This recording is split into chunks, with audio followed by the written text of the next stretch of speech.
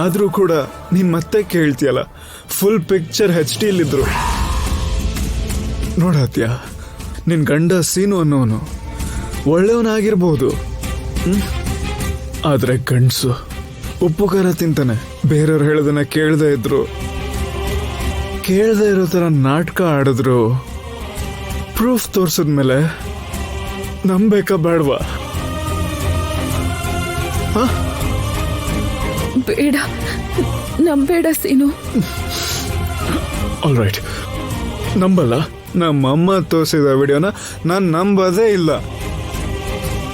ಆದರೆ ಒಂದೇ ಒಂದು ಕೇಳ್ತೀನಿ, ಅವನ ಹತ್ರ ಯಾಕೆ ಹೋದೆ, ಯಾಕೆ ಅವನು ಹೊಡೆದೆ ಅಂತ ನನ್ನ ಕೇಳ್ದೆ ಅಲ್ವಾ?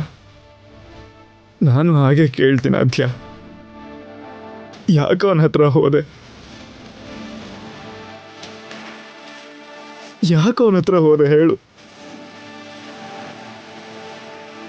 ಪ್ಲೀಸ್ ಸೀನು, ಎಲ್ಲರ ಹಾಗೆ ನೀನು ಕೇಳ್ತಿದ್ರೆ ನನಗೆ ಬೇಜಾರಾಗ್ತದೆ.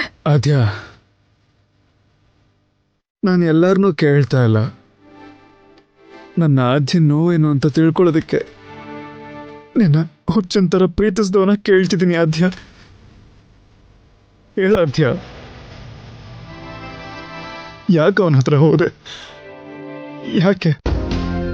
ನಾನು ಆನ್ಸರ್ ಕೊಡೋಕ್ಕಾಗಲ್ಲ ಸೀನು, ಕೊಡೋಕ್ಕಾಗಲ್ಲ. ಸಾರಿ. ನೀನು ಸಾರಿ ಅಂತೀಯ, ನಾನು ಸರಿ ಅಂತೀನಿ.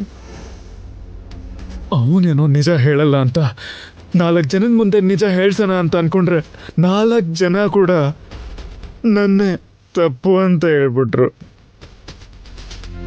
ನಿನ್ನ ಅನುಮಾನಿಸ್ತಿಲ್ಲ ಅದ್ಯ, ಒಂದೇ ಒಂದ್ಸಲ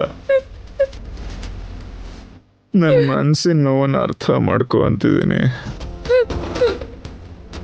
ನನ್ನ ಜಾಗದಲ್ಲಿ ನಿಂತು ಯೋಚನೆ ಮಾಡು ಅಂತಿದ್ದೀನಿ. ಊರಿನ ಮುಖ್ಯಸ್ಥರು ಸೋದರಳ್ಳಿ ಆಗಿದ್ರು, ಸ್ವಂತ ಊರಲ್ಲೇ ಅವಮಾನ ಆಯ್ತು. ಏನೋ ಸೀನು ನಿನ್ ಬದುಕು ಅಂತ ಎಲ್ಲರೂ ಹೇಳ್ತವ್ರೆ.